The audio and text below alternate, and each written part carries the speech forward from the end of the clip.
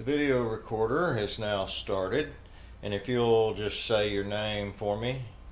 Diane Miles. Okay. That's as loud as you can talk, girl. I'm screaming. All right, I'll keep a lookout on this as we get started. This is Bill Walters. I am one of the board members of the Bridge Street History Center, and I'm performing an interview today on Diane Miles to record an oral history for the Bridge Street History Center archives. My wife Cheryl Walters is also attending this interview and may ask some questions from time to time. Today is September 25th? 6th, isn't it? September 26th, 2023. Thank you, Diane, for agreeing for this interview. I have already provided her with an agenda of questions here, so let's start with the date of birth and the place of birth was July 7th, 1936 in Fort Worth. Is that That's correct? right. And do you remember who and where you were delivered? At Harris Hospital, Dr. Helbing. Helby, okay. And you mentioned it earlier, but your current age at the time of this interview is? 87. 87. Is that your mom's age? No, No, she's 84? younger than me. I'm She's the oldest 84. one of the bunch. Oh, okay. And so I asked you earlier, but are you any relation to the Borland Field airport family that's here on 377? There is some connection to my grandfather, some of his family, a long time ago, but I never did know Dick. I don't even know that I ever met him. Dick But, Borland is his name? What's his name? Okay. Where did you grow up as a child? I grew up on the north side. Right? North side of what? North side Fort Worth. Oh. North side Fort Worth. North side. We know what north side means, but people won't know. And no, my dad was head cattle buyer, or in the cattle buying department in feedlots for Swift and Company. And back then, everybody either lived on the north side or the south side. Fort Worth was a cow town. There wasn't that all the areas there is now. And we lived. Our grandparents lived there close by, and all both sides, and a lot of family. And we were one street up from Jacksboro Highway, and people who lived on Jacksboro Highway side of Grand Avenue had land that went down to the highway, and so they could keep horses back there. So our friends all kept their horses, and that's what we did, was ride all over the north side all the time on horses. And one Is of that them- house still there? Yeah, the houses are still there. Yeah, And one of our friends' dad was a dentist, and he was my brother's really his age, and the Garcizas, and he had a horse with a cart, and we would get in that cart, and that horse pulling us, we'd go down Park Street all the way down to Main Street from Grand Avenue, and one wheel would be on the curb and the other on the street, and whipping that horse as hard as we could all the way. People were calling and telling our parents, said, "Do you know what your kids are doing?" Because back I was then gonna everybody say, did they knew. know y'all were doing yeah, this? Well, they found out. Yeah, they found out, but they didn't know you were doing it No. until. No. Cool. So tell us about your early schooling and what schools you went to and any youth activities. Well, I went to Denver Avenue Elementary School on the north side there in Fort Worth. Denver? And Denver, and it was right off of Central Avenue. It's still there.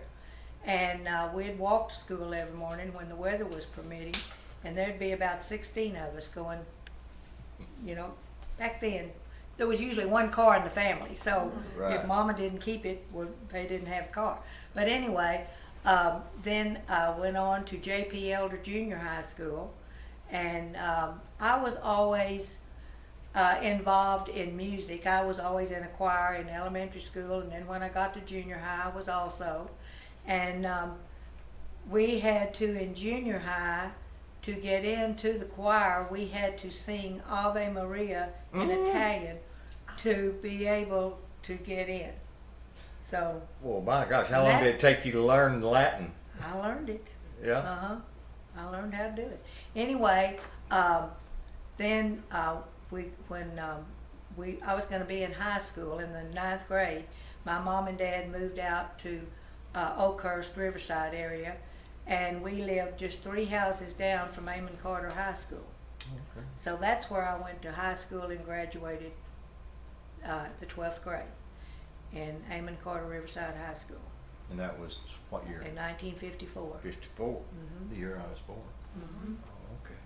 And so then when I graduated, it was that summer that I was getting ready to graduate. I quit, school was over, but you don't graduate for a week or two. They wouldn't have ceremony. Anyway, that's when I met Whizzer at the Horseshoe Club. But we had been big members at the Horseshoe Club since I was in junior high, starting junior high school. And we'd gone out there constantly. My dad did, mother, and it was a family. It was like a family country club for horse people is what it was. Okay. And so therefore, Was it there at the Will Rogers? no, it was down there on Vickery Boulevard, and where it used to be is where they've come through with that loop now going to Hewlin area. Mm-hmm. They came through there, but The that Chisholm Trail. not Chisholm. It was like you used to when you'd turn and go up to get on Camp Bowie. Okay. In that area. Okay. And now they've had to move the Horseshoe Club after I grew up and quit going there and got married and everything. We didn't go back. Well, it was they've moved it to the other side of Vickery now, so it's still down there on Vickery. The Fort Worth Horseshoe Club. But we took our kids there when they were growing up to play days and horse shows and things all the time. Then. But that's where you met Whizzer? That's where I met him. Right Yep. before you graduated? Yeah, I was going to graduate in about a week. But, Well, didn't you say that you were going to UT? yeah, but I went to UT in the fall. Okay. We hadn't gotten to there No, yet. no. So you are 19 years old at this time. No? I was 17 the Sunday I met him. And I was gonna be 17. 18. Yeah, because that was on In 1955? Yeah, but it was on Memorial Day weekend, and they were having a big horse show out at the Horseshoe Club. See, that's the end of May. And he had just come in that day before from his college out in Las Cruces, because he was already going out there. And he was mad because he had to take his sister to a horse show. He didn't want to do that his first day home from college. And he was sitting in a pickup with a guy that lived here in Cresson and worked for a lady had big horse operation here, and holding his horse. And I was mad at my mother because I had been going with this guy that I went to high school with for 2 years, and I was getting ready to go down to UT, and he was already down there. And so before he went back, he was going in the summer too. He gave me his high school ring and said, "Don't you think we ought to go steady? We hadn't. Mm-hmm. We're going to be together next fall. We've been going together a long time," and that didn't mean that. I hate to say that because I don't want him to hear. But I said, "Oh yeah," because all girls had a ring around back then in the 50s. They wore a ring around their neck. So I took his ring and I had it on, and Mother wanted me to take it off. And she said, "You're not wearing that." And I said, "Why not?" "Well, you're just not. You're not going to wear it." And I said, "Well, I am." And she was up in the grandstand, and I was up there with her, and I said, "I'm just going to go sit in the car. I'm not even going to sit here with you." And so I went to the car to sit around the arena and watch the horse show. And I took my little sister with me, which I was 14 when she was born, so she was just 4 years old at that point. And so I took her and went to the car. Well, I was sitting out there mad because of Mother, what she had me do, wanted me to do. Anyway, the horse that he was holding, which Whizzer had taken one of his cutting horses just to ride around that day to take up part of the time, and that horse kept backing up until it backed up enough to where it swished its tail and came in the window where I was sitting under the steering wheel, and the tail went right across my face. And I said, "My gosh, I can't believe this." Well, he got out of the pickup and came over and apologized and all, and I knew who he was.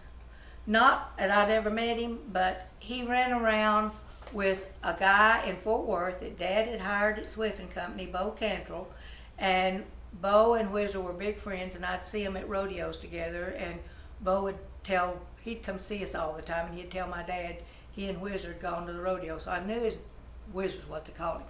Anyway, but we'd never officially met. And so then, after the horse show, we went in. Well, he was sitting in the pickup with this guy and holding his horse some more after the horse had made its little tail swish. And he told that guy, he said, I don't know who that girl is over there in that car, but I'm going to find out. And that guy said, what girl?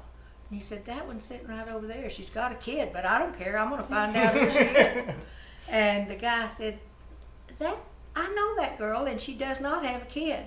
She spent it summer out here last summer with Bessie Burke Harrell, and they were here for the Weatherford Rodeo, and said they even came down here and visited with me some, because he worked for this lady that lived in town of Cresson, and said she's not married and that's not her kid. And Whizzer said, well, I don't care, I'm still going to find out who she is.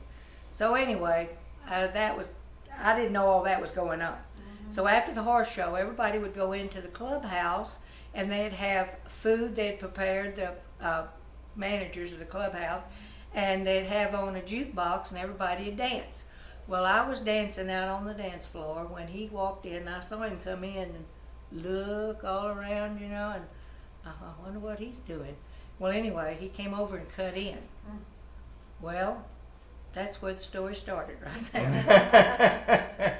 So he wanted to take me home that night because we'd danced quite a while there and talked and everything. And he said, did you come to Cresson? I said, yeah. And I said, I even came up to your house, but I wouldn't get out of the car. And he said, why? Because I said, Bessie Burke wanted to introduce me to you because she ran around with your sister. He said, yeah, I know who you're talking about. And I said, nope, I wouldn't go in the house. And I told her to quit going up there because they were going to embarrass her. I'm not going in and meet him. He's too old for me. He's wild. And I'm got a boyfriend anyway. I don't need him. So that was how it all started there. But anyway, I felt different after that day we were together. And so then he wanted to take me home. And I said, no, my dad wouldn't let you, but I'll give you my telephone number, and if you want to call, you can.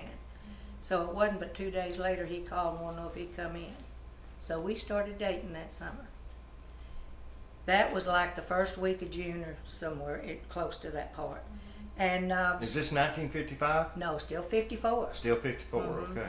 And so then we started dating. We hadn't gone together 3 weeks till he would say, when we get married. And I'd say, God, I can't believe somebody talks like that. I never went with a boy that talked that way. They were all, most of them, just barely able to drive, high school boys. So anyway, as the days went on and all, and we went together and did a lot of things and went a lot of places here around close, and horse shows and rodeos and things. Well, then in July, I turned 18 on the 7th, and he took me to Western Hills Hotel, which they've torn down now, but it was his friend, Hank Green, Dad built that hotel. And so he took me there for my birthday. And he had talked so much about getting married that I almost thought he was going to be giving me an engagement ring for my birthday. And here we hadn't gone together but 6 weeks? So anyway, he didn't. But he said, I want us to go look for rings.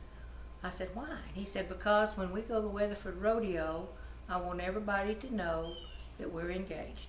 So we need to go look at rings. I said, well, we better tell my mom and dad. So we did. And they talked to me in private a few times about it. But anyway, they finally said if we would wait till the next summer to get married, they would allow me to accept one. So we did.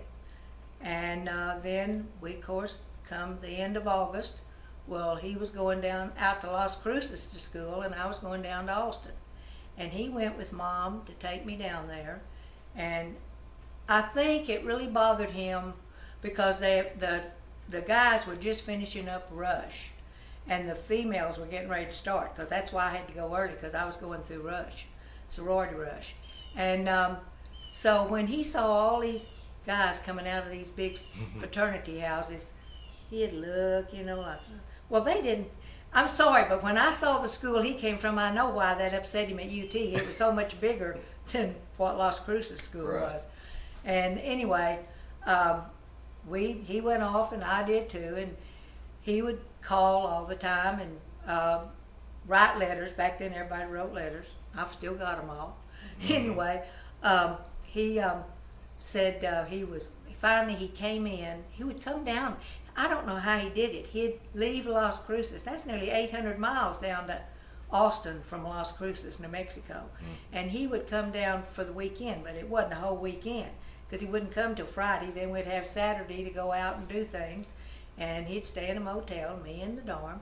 And then on Sunday he had to get up and go back because he had to be in class Monday. Right. And he was starting his senior year, and he didn't want to. He was already taking 22 hours, so he Oh, wow. had a lot to do. Anyway, and he was on the judging team and things like that, and he was busy out there too. So anyway, finally he said, when are you going home the next time? And I said, in October. And he said, okay, before you go, would you tell your dad that we're going to get married at midterm, or either you're coming out there to school? I said, no, I'm not telling my dad that. We promised them we'd wait. Well, that went on for about a month. Anyway, finally, when he came in October, and I came to my house, and we met for the weekend, he'd come in to his parents. Well, he said, are you sure you aren't saying anything to your dad? I think we need to talk to him. I said, I'm not telling him nothing. I said, we promised him we'd wait, and I'm just not going to do that. He said, okay, I'll talk to him by myself. So I went in the house, and he got my dad on the front porch. They stayed out there about 30 minutes. When they came in the house, he stuck his thumb up and had a big grin on his face. Dad had agreed to let us get married at midterm. So we got married the 5th of February at midterm. All right. And that was in 1955, see, after first of the year. Yeah. So anyway, then, of course, after we married in Fort Worth, the Presbyterian Church there where I lived in my area, Riverside Presbyterian Church. And we then went on our honeymoon. He wanted to go to Las Vegas. And anyway, so he knew Benny Binion. And so I think he helped him get all the arrangements and everything, because knowing Whizzer, he never did that again after we got married. He didn't know how to get all that stuff done. Never did do it. We usually pulled in a town and had no place to stay because he wouldn't make any ahead arrangements. Anyway, we went to Vegas on our honeymoon, and we went to Grand Canyon, spent the night in the canyon. He wanted to ride mules down the canyon. I said, not on my honeymoon am I riding a mule. Now, no. So we didn't do that. And then we went on, and we stayed in the Sands Hotel. There was only 3 on the Strip at that time. Oh, wow. And it was really the old Vegas, like you see in movies and things. Right. It wasn't like it is now. And so then when we came home from there, well, he had already rented us a place to live, and we stayed there through this, semester till the summertime, and then came back to the ranch and stayed here that summer on the ranch till we had to go back in the fall for his last semester of college. Well, by the time we went back, I was expecting a baby, and I got big. Anyway, the doctors had me x-rayed, thought it might be twins, but they said no, it was just one, going to be a big old boy. Well, anyway, it was because one was in front of the other, and their heartbeats were in sync, and all they got was one big strong heartbeat, and only one baby. Anyway, we were on our way back to school, and we went through Midland, Texas to spend the night with one of his good friends. And when I got up the next morning, I had to go to the hospital. And they were born that day, and they weighed 2 pounds apiece. And they were 3 months early. Oh, my. So anyway, That was scary. they had to stay in Midland nearly 3 months. I stayed for 4 weeks, and then the doctor said they're going to make it, and I know you don't have family here, and why don't you go on back out to Cruces where your husband is, and we will keep in contact with you and let you know if there's anything, because we couldn't even touch them. We couldn't, Right. all we do is look through a window. Back in the 50s, you didn't get to touch babies, especially when they were in ICU. And so Whizzer came and got me, and we went back out there, and every Friday I would pick him up at school, and we'd have the car packed, and we'd pull out for Midland. We'd spend the weekend at Midland looking through the windows at the babies, and then we'd go back to Cruces on Sunday. We did that for what, 2.5 months till we got them out of the hospital. Hmm. Wow. But anyway, they strong as they can be. It didn't hurt them. No. Oh my goodness. But that was quite an experience for a newly married couple. I guess so, Uh-huh. especially at that time. Yeah, 1955. and yeah. But anyway, we did fine, and then we came home that summer, brought the baby. Well, we came home at Christmas because that was when the semester was from fall to winter, and then that's when he was graduating. So when we came home for Christmas, he still had 3 more weeks of school, and he said, why don't we get a trailer and just move back to the ranch, and you can stay with your mother for those 3 weeks if you want to, and then I'll be home because I'll be graduating. So that's what we did, and I didn't go back out for the last 3 weeks. But anyway, it all worked out. He graduated, came home, we started ranching. Here? Yeah, Living here? right up there in that house where Melissa is. Oh, That's where okay. we live. So you lived there. Mm-hmm. Wow, she worked her way through a lot of these questions for me. All I had to do is turn her on. Uh-huh. And Well, sit I back. got my thoughts together after I went through it. That's good. Uh-huh. Okay, so where and which did you enjoy more, living in town on the lake or on the ranch, and why? Oh, we had fun on the lake because our kids were grown except for Dan. He was the only one really still at home. Matt was for a while, but he got married, and the girls were both already married, but nearly not long after we moved over there. And so we had a good time, but Whizzer came to the ranch every day, and we had a little mobile home guest house thing here, and we would stay in it. We'd come and stay 3 weeks at a time at the ranch because we were going to build another house when we came back. And it wasn't like, that was like a fun place, you know. Right. And we had fun living there. Had a Where good was the time. house on the It was lake? in Rough Creek, and it was right down at where if you sit at Stumpy's and sit outside, you look over there and you'll see a curved thing. That's where our house and our land was. Oh, okay. And no, we in 1994 we decided we wanted to come back to the ranch. This was our home, and so we sold the house on the lake. And when we bought it, the lake was just coming in, and we tripled what we paid for it I bet. when we sold it. So when we came back to the ranch, we were going to build another house here, and my mother-in-law, my father-in-law had already passed away, and she was living in this house by herself. And she said, no, you're not. That house is Whizzer's, and y'all are putting every bit of that money into remodeling that one because it's going to need some money spent on it. And so that's what we ended up doing. So we didn't build a house. We remodeled this one. We fixed the little mobile home the way she wanted it fixed, and built another room on the front, and got it ready for her. And then we lived here. Okay. And that's where we've been since 1994. Wow. And what year did you say you moved to the lake? 73. Okay. Yep. When the girls came home from college the first time, and all my kids went to Texas Tech school.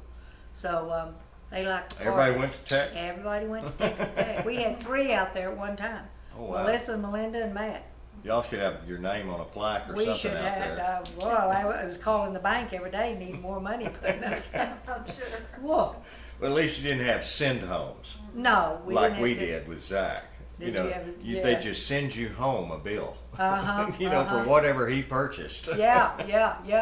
Oh, well, I don't know. We had those girls, they called me quite often, Mom, you need to put some more money in our account. 'Cause I bet. we kept their account down here so we could take care of it, at the First Right. National Bank. But anyway, no, the kids had a good time. In fact, some of them would go back out there right now if they go to school and were young enough. Because they liked to party, and that was a party place. Yes, it. And Whizzer and I'd go out and take Dan and we'd have more fun out there. We'd go to the big place you went was Papa Omar's to party. And oh my lands. Dan, he learned to like it because he wasn't but about 12 years old or 13. He'd gone out and partied forever. He was Texas well Tech, so he seasoned, was ready wasn't to he? go back, yeah. All right, let's shift our focus here to the ranch. So, how many acres was there at its largest? Okay, when it was at its largest was when Mr. Miles, my father-in-law, sold his construction business and purchased this land. And it was so the family, all of his family, his brother and 2 sisters, would have an income also. Because it was for everybody to have an income, because everybody was a part of the heavy dirt construction business. Yeah, can you talk about that a little bit? The Okay. heavy construction. The heavy dirt construction business was L.J. Miles Construction, and it was my father-in-law and his dad that started the business, or long, long ago, before I ever came on this scene.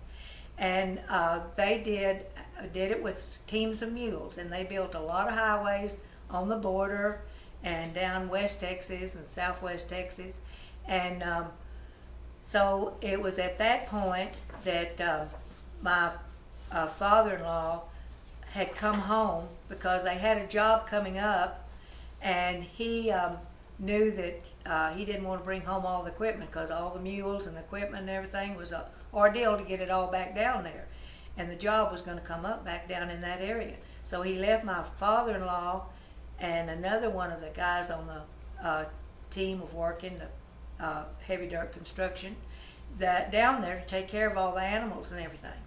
Okay, they'd have to call home all the time to find out in Fort Worth what he wanted them to do next. So the lady working the switchboard at this place where they had to go and call in the phone office ended up being my mother-in-law. She and my father-in-law got together, and he brought her back when he came back to the ranch. So, but they had a big business, and because they were able later on to get a motorized equipment, they were able to do big government projects during World War II. And one of the biggest one was the heavy dirt work for Carswell Air Force Base. And at that time,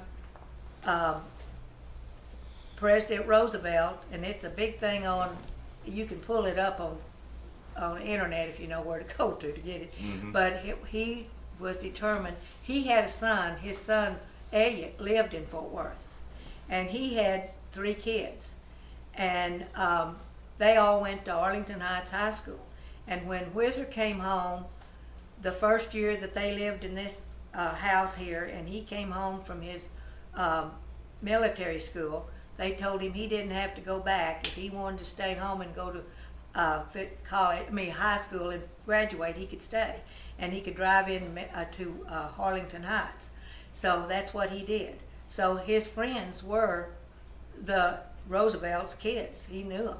In fact, Bo Cantrell, his good friend, dated the daughter. And so I don't know if that's had anything to do with President Roosevelt deciding that Carswell Air Force Base was where the equipment would, where it would be used for them to do the heavy dirt work there, what. But anyway, they ended up selling it after World War II because they could get a big price for the equipment they had and everything, and the men were tired. That was, when you went on that job, you didn't come home. The men had to stay, and live in little wagons at first and then little mobile homes. And it was a heavy job. It was a wearing out job, and it wasn't like your family. You didn't get to be home with your family. And so anyway, they sold it, and that's when they put all the money into this land at Cresson for the family to have another income. There was 10,000 acres in the whole ranch. Okay. And so part of it was up here on this end. There was 3,300 acres up here and 6,600 acres down on the other end of Cresson. And part of the land on the other side of Cresson, where that other ranch land was the land that the Texas had deeded to Elizabeth Crockett when David Crockett was killed in the Alamo. So that was part of the ranch. Whoa, wait a minute. So 6,600 acres on the other side of Cresson, going west? You'd get on the old Yeah, just The old going Granbury west. Road? But you didn't have to go very far. And then you turned and went back in there, and that's where all the land was. And so that But you said that, part of that ranch, as you went on further toward Granbury, was the land that the state of Texas had deeded Elizabeth Crockett. Kind of in the Acton area, you know, that's kind of where it was back then. is that where Crockett's Bounty is now? That the History Center went out to? Probably is a big old house Red there. Oak Ranch or something? Because who owns it now is a big Brumley's? Brumley's that's who bought all that land down there. Okay. The big oil man out of Weatherford. Yes, okay. And the house that Mr. and Miss Calhoun lived in down there was a big old rock 2-story house, which is the one that's still Yes, there. yes. And that was the house that not Elizabeth never lived there, Right. but her son built that house. Right.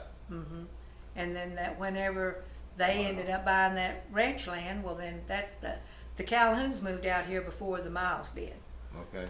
And so they lived down on that end and in that big 2-story house. So 10,000 acres, how many cattle, horses? 3,000 head of cattle on this whole ranch. So that was a full-time job. Yeah. Taking care of 3,000 head of cattle. How many families were working the ranch? There was actually just, the Miles up here on this end, and then Mr. Calhoun, who was married to Mr. Miles' sister. That's how come they were part of the family, because Mr. Miles' sister was Miss Calhoun. Right. And then there was another brother, Mike, that lived there, and his wife. They had no children though, but he helped on the ranch. But the 2 sisters and their husbands moved out here for a while, but they didn't stay long. The husbands were both had jobs with oil companies in Fort Worth, and they took what they had coming out of the part of the ranch, and they moved back to Fort Worth. Both of them did. So anyway, it was just mostly Mr. Miles and his brother, and then of course Whizzer helping on this end with his dad. Now, but you had, and I think I got this question somewhere, you had workers that worked the ranch. Did they live on the ranch usually or? One hired man. Sometimes he lived down there in the house that we moved into, because they moved him out, he and his wife, and moved him to another house down on the Calhoun end. And so, that's what we lived in, a help house, but we worked on it all the time. Anyway, then they would work both ends, what it is, everybody would work like down on the Calhoun end one day and feed cattle and everything, and then the next day everybody'd work up here. They'd take turns. Okay. And everybody worked together, and if they had a big job down there, well, the cowboys up here went down there too, to work. But they ended up, as the time went by, well, when we first married and moved here, all the cattle, when they were shipped, went across the highway here, and there was working chutes and scales and everything So that down was there, my and that's question. where, Yeah. How did you get your cows to market? we got out and stopped the cars, but there wasn't that much traffic back then, and Right. they'd do it. Once in a while there'd be a smart aleck, they'd honk the horn and try to scatter the herd, but most of the time people were real nice. But we'd get out and stop the traffic and then move them across the highway. Right over here on the other side where Melissa's And house load 'em in is. the cattle. And just walk them down there, see? Yeah. And then we'd weigh them all, and the cattle buyer decide which ones he wanted to cut and didn't want to buy. And then the big cars, the transport cars would be down there, and they'd load them up that evening, and they'd take them up. Usually it went up north, Kansas and all up in there, because they'd go to feedlots and things like that, the cattle buyers. You would didn't buy send them. any cattle to the Swift No, place over on the north side.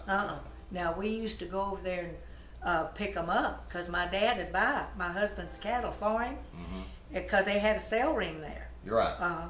And he still holds the record for buying the most cattle in any one day. My dad does. But they would, Which is what? Which is you how know, many? I can't tell you. You asked me that, and I don't even.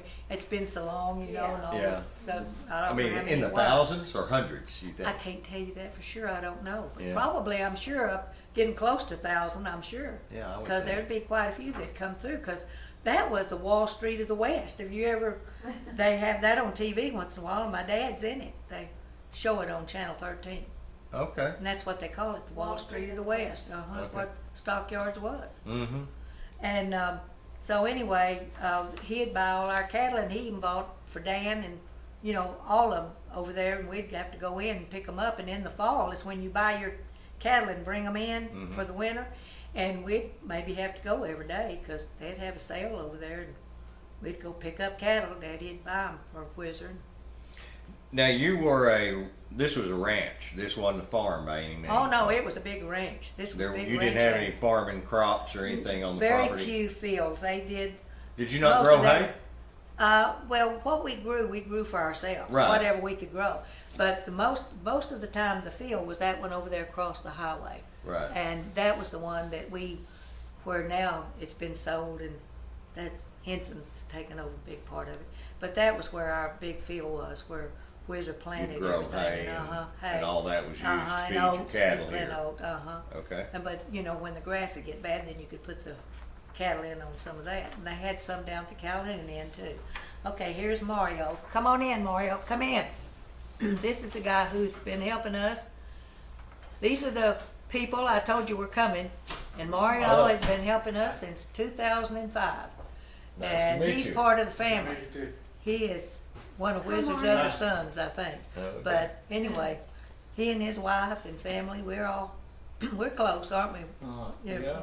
And this guy right here, Bill Walters, graduated with Melissa and Melinda. Okay. Yeah. And this one's younger. She's more Dan's age. I am dancing. Okay, okay. Uh-huh. All right. But anyway, okay, you got it all done then. Yes, ma'am. Okay. I'll be here tomorrow. I'll see you tomorrow then. Okay. Nice meeting you. Bye-bye. you. Bye-bye. Was everything okay at the barn? Do I need to buy anything or anything? That's all right. Plenty of feed? Okay. All right. Okay. Talk to you tomorrow. All right. See you tomorrow. Bye-bye. Bye. No, he and Whizzer went in that pickup every day, and So he's worked for the ranch how many years? since 2005. Okay. That was when Whizzer had, that was the year we were celebrating our 50th wedding anniversary, and he had a big thought come up on his thyroid. He wasn't sick or anything, so we went on our trip we were taking. We were going to Vail, Colorado, and all up in there. And when we came home, we went to the doctor, and the news wasn't good. And we went to MD Anderson because we wanted a second opinion. And it was a very rare type of cancer, aplastic carcinoma. And they said nobody lived with it. They had nobody at MD Anderson that lived with it, and said 6 months is as long, and said you've probably had it 2 or 3 months already, so you probably got maybe 3 months to live. Mhm.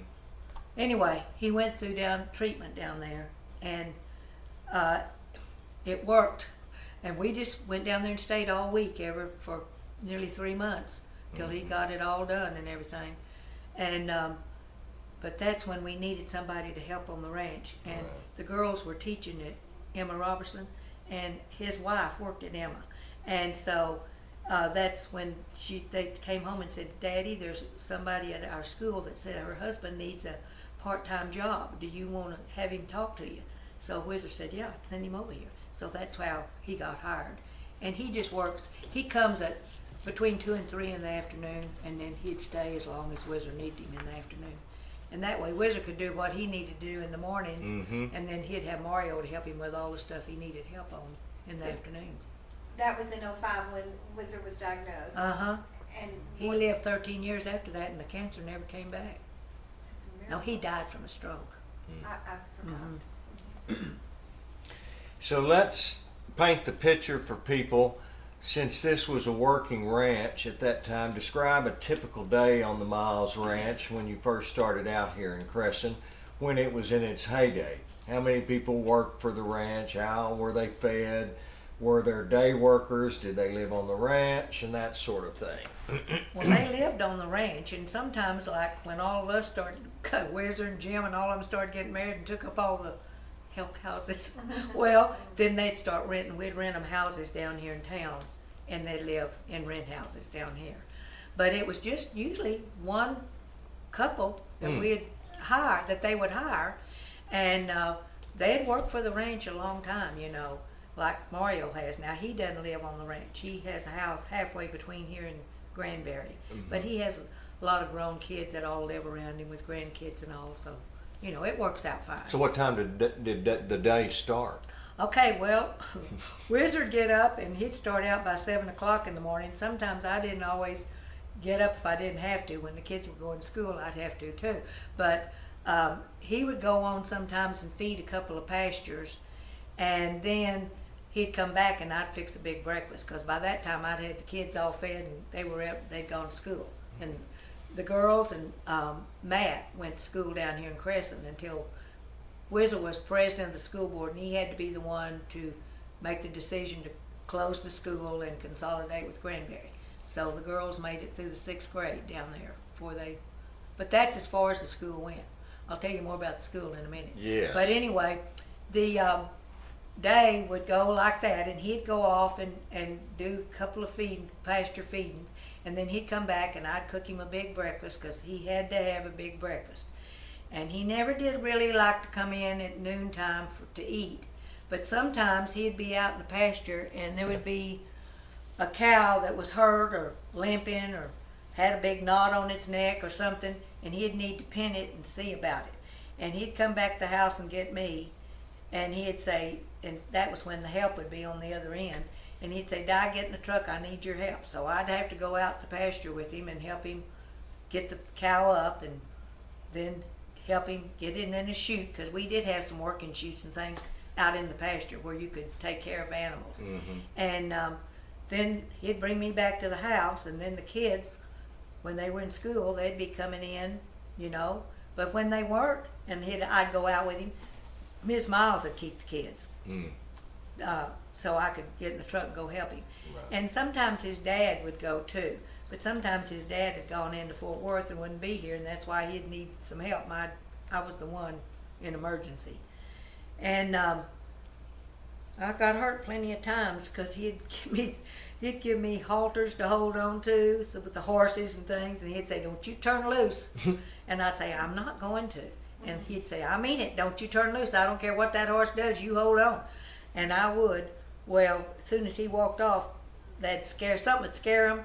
I've got scars. It's a wonder my arm didn't get cut off one time right here, because that horse drug it through the big planks out here at the corral, Mm-hmm. and nearly tore my arm off. But anyway, it's okay. I came to the house. I don't get stitches. I came to the house. I doctored it, and everybody liked to die the way it looked. And I said, "It'll heal. I'll just keep doctoring and keeping it clean." I didn't even go get a tetanus shot. Oh my. Anyway, it was different on a ranch, but no, every day was a busy day, and they usually, you know, depending on what emergencies came up, and you never knew, because you never know from one day to the next what might happen. And we didn't have a lot of horses to begin with. Mostly the horses here were horses that they used to gather cattle, because everything was done horseback back in those days, Right. not on four-wheelers like now. Right. And so then in the 60s, my mom and dad had been transferred to Ogden, Utah for my dad's job, and he had a bunch of mares that he already was taking care of and breeding and showing their coats and all, and he had them in Fort Worth. And so he and Whizzer got into the horse business, and Whizzer had him bring them out here. And then that's when we needed a new stud horse, because the one my dad had, everything was already bred to, and it was a Bill Cody stud. And so anyway, that's when in the 60s racing was coming in, and they decided that we need to get something with some running blood in it, because that was going to be the big thing, and a quarter horse with running blood. So my dad, they were having a big sale in Ogden, Utah, and this horse was coming in from Bakersfield, California. And actually, by rights, there was a man in California that already had told the guy that owned it he was buying the horse. And he said, "Well, let it go through the sale, and it'll make the sale, that horse be the horse that brought the most money." So that was the plans for the two. Well, something happened the day of the sale, and the guy didn't make it to the sale. He didn't get his plane and all and get to Utah. So they ran the horse through the sale, and he wasn't there to bid. So my dad bid and got it for a whole lot less than what that guy I think was going to pay for it. But anyway, it was a lot of money at those times. Was that Regal? A Regal bar, yeah. Mm-hmm. So anyway, he came back to the ranch, And they started a breeding operation here, and also we stood him for outside mares and advertised in the Quarter Horse Journal and all, and had outside mares come in. And they didn't do the breeding back then. When Whizzer was doing it, it was done natural, not all this Artificial. artificial Yeah. mess like they do now. Anyway, so it took all day, and I'd have to go out. The kids, by this time, they were like, I would say Matt he was in elementary school, and the girls were a little older than him. Now, most of the time, Whizzer would tell the girls, go on down to the house, I'm going to get all these mares up here, and they're going to start fighting, and you need to go to the house. Well, they'd go on. They didn't care. My kids were around all of this stuff all the time. It didn't mean nothing to them. But Matt started having a crowd out there, and they'd have friends come in, and they were still going to school down here in Cresson, and he had them sitting on the fence out there. One day I got a call from Margie Randall, and she said, Diane, do you know what Matt's doing? I said, no doubt. I said, he's out here at the corral right now. And she said, yeah. Said he's charging all of his friends to pay to come and sit and watch your husband breed those mares. Okay. So that's the kind of life my kids grew up. That is quite an entrepreneur. Oh yeah, and he'd been doing it for quite a while. So anyway, then we kept showing these horses, and we took them everywhere because we needed to. We mostly showed Regalbar first because we needed to get him to be. He had to get points on the racetrack first, and then he needed to get points in the show ring. And so we traveled with that horse all the time, Whizzer and I did. And I could do it because his mom and dad lived in this house. And we could leave the kids, and go on our little horse trips. And sometimes, I know one year we went to El Paso and showed him there. He got grand champion. Then we were leaving El Paso and going to Albuquerque. We showed him there, and I think he got second there. And then we left there and went to straight on down, didn't even come home. Went to San Antonio and showed him down there. So, I mean, that's the kind of horse life we lived for a while. And it got to where when the older kids were in school, and Dan wasn't yet, because he never went to Cresson school, well, we'd take him with us, but we'd leave the older ones because they'd have to go to school every day, But then as time went on and we got more horses out here, and then we let the kids start showing, we haul them to horse shows every weekend, and I tell you, it was unreal. And we'd pull up in a stock trailer, and there'd be 4 horses in that stock trailer with their saddles on them, because there wasn't any compartments where you could put all your equipment and everything. It took all of it just for the horses to get in. And those horses knew exactly how to load and turn the right way where all 4 of them could fit in there with those saddles on. I felt sorry for them. But anyway, then as we got so many, one day we had a vet who Whizzer had gone to school with at Arlington Heights, and he was down in Stephenville. And he came out on a Sunday, he and his wife and kids, and Whizzer went to pasture to give all the shots it was a disease going around and coming into big herds, so they had to go out and give them V shots. Okay, when they came in that evening, he said, Whizzer, do you know how many horses we vaccinated? And he said, how many? He said, 60. Whizzer nearly fainted. He didn't realize, he just fed them all the time. He didn't count them, he didn't realize how many was out there, but it was a lot of mares. That was what a lot of them were mares. And so after that, he and my dad got together, and they had a big horse sale over at the stock show grounds, the big sale ring they had over there. And we sold a lot of those horses because we didn't need 60 horses. This was a cattle ranch. Yeah, I was going to say. Yeah. So anyway, we got them down to a decent herd, and tried to keep control of it from then on. And but still at that point, we had a lot of horse buyers come, and they'd sit out here and try to wear Whizzer down all day long to get him come down on the prices. And it depended on which horse they wanted, which they always wanted the best one, Right. And but he we kept selling them all the time. We didn't have, because we were one of the first in this part of the country that had horses with running blood in them. And one year during the state fair, they called and said they wanted us to bring the stud horse, Regal Bar. They were having a international day, and it was going to be out at the Hunt Ranch, and that they wanted us to bring him, and they were getting 4 or 5 others, good studs in this part of the country with running blood in them, and they wanted them to be at that international day, and wanted to show him off that day. So we went, and my mom and dad were living out of town at that time, and we asked my sister and her husband to go with us, and you can't believe that they were there from all over the world. I mean, everywhere, buying horses, and a lot from Mexico.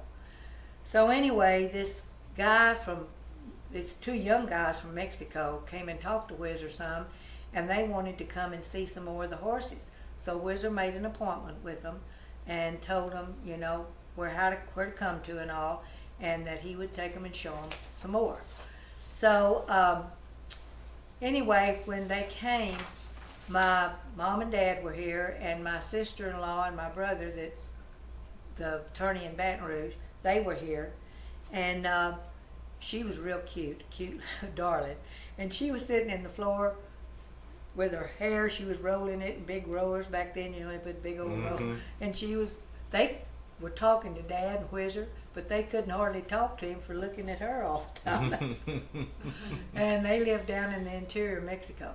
They ended up buying about 4 or 5 horses and taking back down there, but they had a hard time concentrating because they kept looking at my sister-in-law so much. But anyway, it's been interesting though. And then they even sent us, one of them was getting married, and we got an invitation to go to their wedding in Mexico, and we didn't do it, and we should have gone. I was going to say. Oh, they said that was something else. I bet that and was. Whizzer and I decided not to go, but we should have. So how long did you have Regal Bar? He lived to be about close to 10 years old. And Whizzer would ride him every day out in the pasture to gather cattle and all. Even though he'd been on the track and all, he was a good cow horse too, because he had enough of that in him, you know. Oh, wow. But as I told you earlier, he was in a stall out here, running in the lot, and he had one of his stud colts in a stall, and somehow or another that stud colt got that gate open and got out with his dad, and they started fighting, and before anybody caught him, he had already broken Regal Bar's leg. So that's why we had to put him down. He would have lived longer than that. But How long do they normally live? oh, we've had some horses live to be in the 20s. We've got some we finally had to put down because, Just so. well, Harley just had the one that she showed so much on the paint, and he was in his 20s, and he died last week. So, Wow. but he had gotten in bad shape. You know, he wasn't in good shape. Right. But see, out of all those good horses and everything, my dad had one that he kept, and all the time he showed it and got all kinds of honors with it, and he rode it all the time, and he kept it out here at the ranch. And when he died, my brother got the horse, and he took it down to Brownwood. But then he got a couple of colts out of it, and he brought it back up here. He said, "Diane, you want it now and get some colts out of it?" And I said, "Yeah." Well, she was in her 20s. So anyway, I bred her, but it took a long time to get her bred. Finally, we got her bred to a 4/6 stud horse. That's the mare I've got out here in the lot now. And I bred her 3 years ago again, and I bred her to the stud horse of the Moncriefs that live between here and the Weatherford on a ranch up there. And his name is Mr. Playin' Stylish. And my mare had a stud colt, which I really wanted another filly, but you don't get to choose. Well, anyway, right now he's in training across the highway with those. You see all that big barn and everything over there? Okay, my trainers are a young couple, and her name is Krista, and she has been voted as one of the top trainers in this part of the country. But she and her husband live up there and train horses. She does all the riding event horses. He does the roping. And So she and I have worked out a deal, and we're gonna go in halves for her to show him. And she's gonna start getting him ready for a Snapple bit competition, which will be next October, not this one. And I'm gonna go see how it all works and everything when they have it next month at Will Rogers. And so now I'm back in the horse business. So. Good for you. And his name is Whizzer Playing Stylish. Well, We call him Little Whiz. Oh. Oh, he knows his name. how nice. Have you done any more business with the 4-6? No, And I did that through Bo Cantrell that I've talked about earlier. His son, that he used to go out there all the time, even worked out there, I think, for a while. And he got a colt out of him, a stud, and so he brought it back up here, and he was breeding it, pasture breeding it to some mares. Yeah. And so that's where my mare brought that colt on from the 4-6s, Nice. out of that one. Nice. Yeah. We're still doing good up there.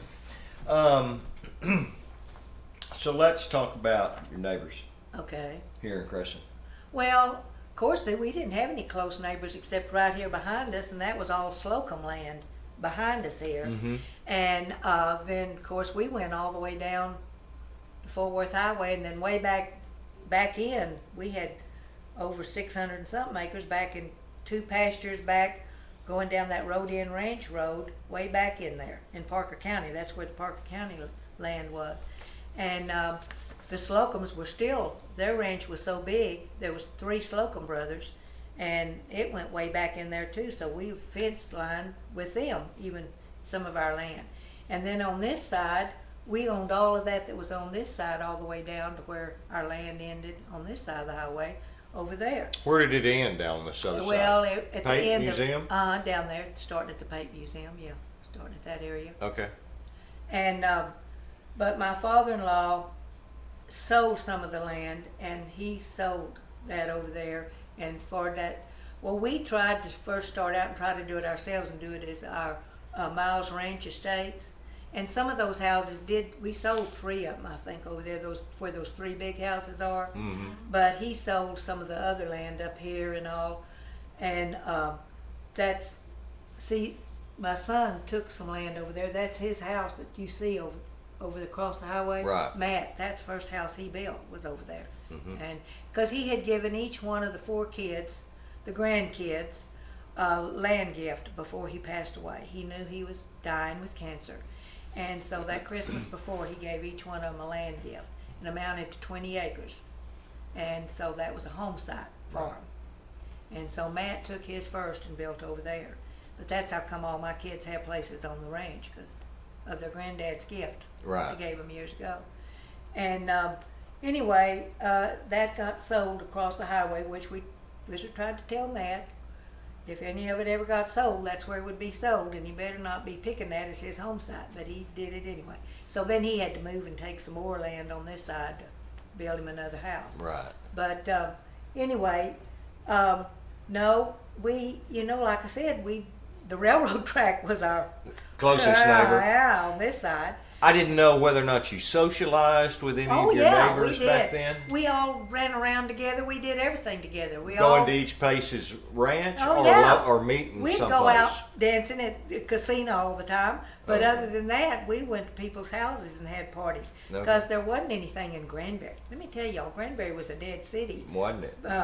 You lived there. I you know.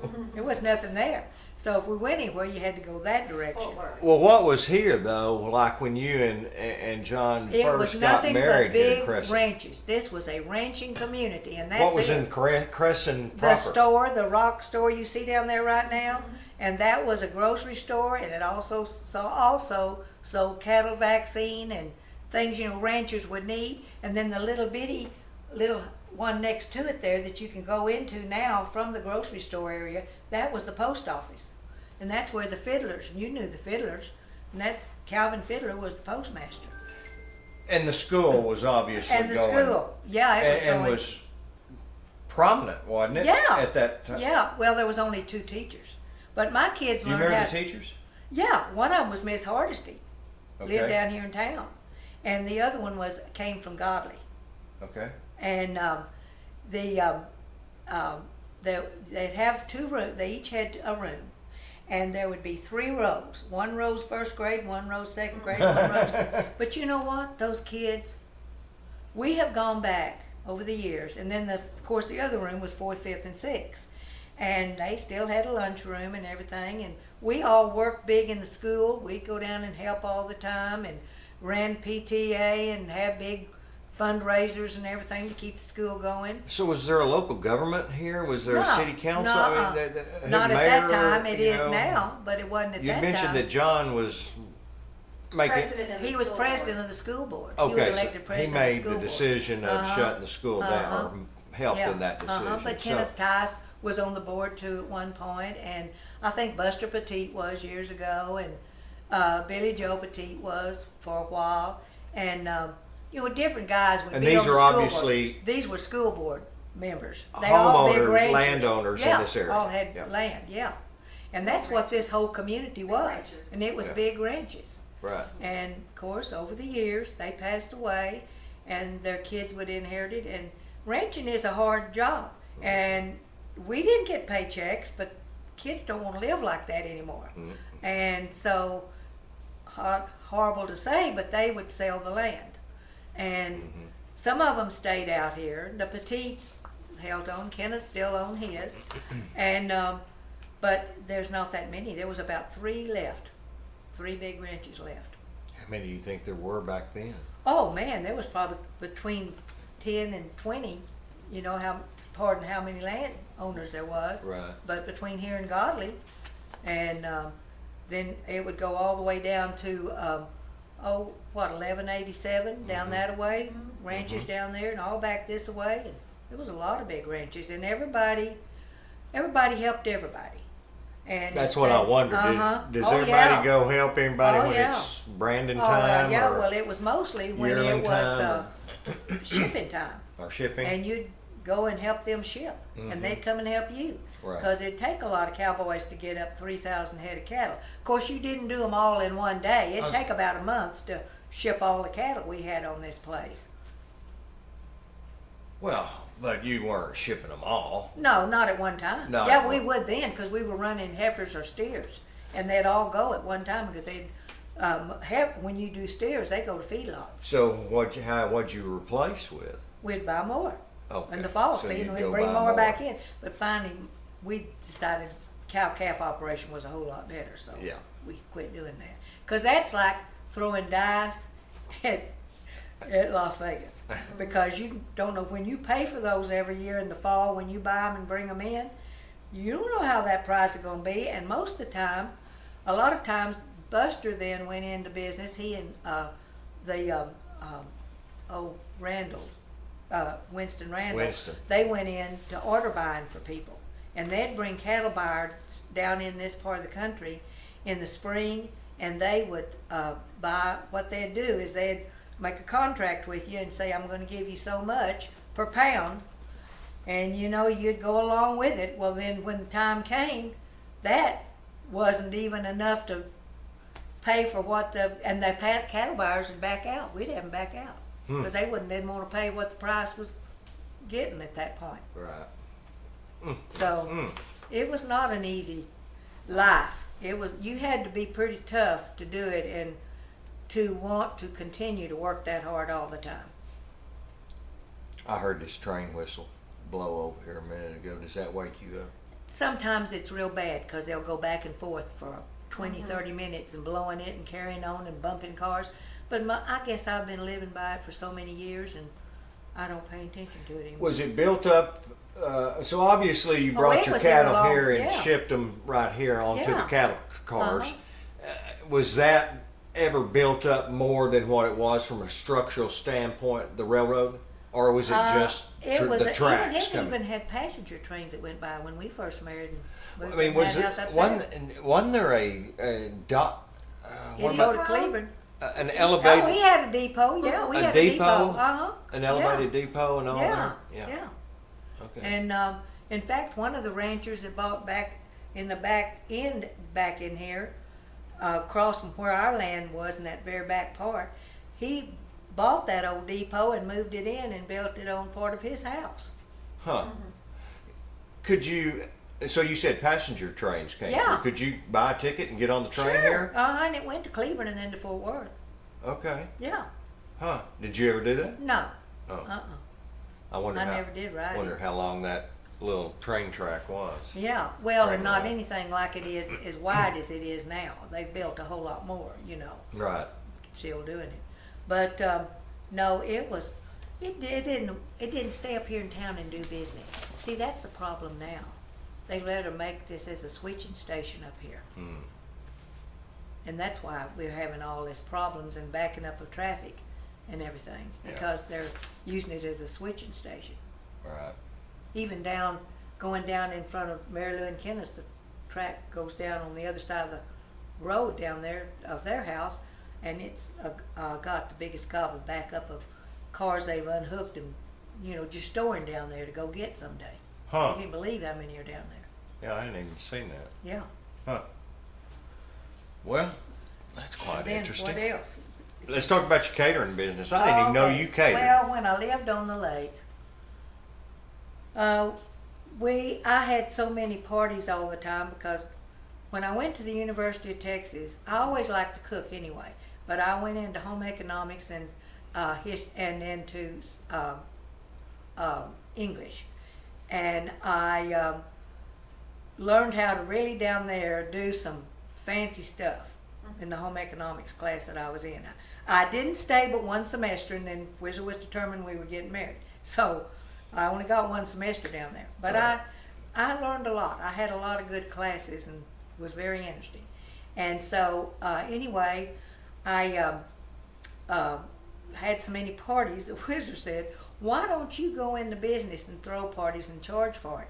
You like to throw them all the time, and all you want to do is party, and that costs a lot of money. You constantly have a party.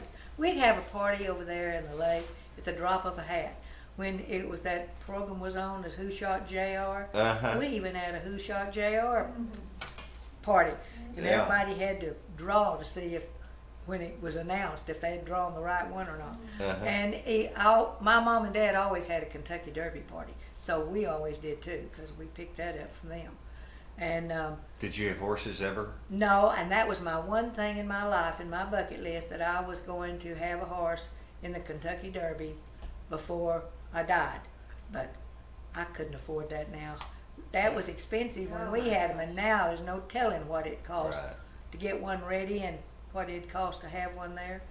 And so I never did, no.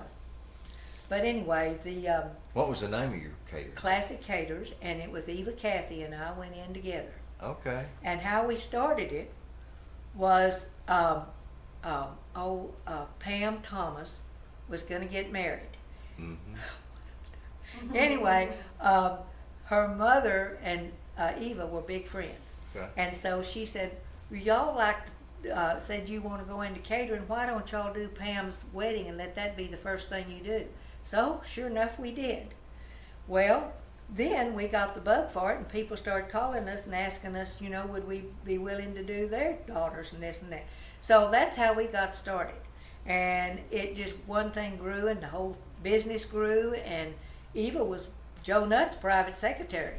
So I would have to be the one to meet with the people, and I'd go down and talk with her. We'd work it all out, what we were going to charge, and we'd charge so much for the food, so much for what they rented, because we bought all the rental stuff too. Everything, Tables cloths, and everything, and linen. dishes, and Linen. the whole mess, because we'd make as much Chairs. money on that almost as anything else, because we didn't just throw that in with the price of what we were doing the party Sure. for. And so anyway, we'd decide how much we were going to present them, how much they would cost for what they wanted. And sometimes they would cheapen up a little bit and go back and say, well, I don't want to spend that much. How can I save money? Mm-hmm. So we'd talk about it. But the largest one we ever did was for 800 people, and it was at Dora Lee Langdon's house there on the square, the antique house, where's the art thing, I think now. Mm-hmm. And I hired everybody in my family to work, and Eva did too. And the week before we were to have the party, she was walking out of Joe Nutt's office over in the square to get something to eat and fell and broke her arm and Oh my wrist. gosh. So she had to go to the hospital. and have surgery and everything. So I thought I was going to lose my mind. I had sticky notes everywhere. I had everything, what I had to do that day, and Oh my oh gosh, what a Lord! panic. But we got it done, and For 800 people. 800 people. And she even had, Dorley had flown a band in, I think, from New Orleans to play and all, but it was a big fundraiser for her project. And anyway, it just went from one thing to another, and we had people, when we did it for 20 years, and we wore our husbands out, because they were the ones who loaded and unloaded Oh and my did all that. And finally, we decided after 20 years we were going to call it quits. And we were wearing out too. And so, but there were people whose daughters hadn't married yet, and they'd still call us after we quit and said we weren't doing it anymore. That they said, you promised you'd do my daughter's wedding, so you've got to do it. Well, I don't know how many we went back and did after that, but nothing like what, because some weekends we would have 2 weddings in one weekend. Oh wow. One would be like we'd have one on like a Saturday and Saturday night, and one like on Sunday, or maybe one on Friday night.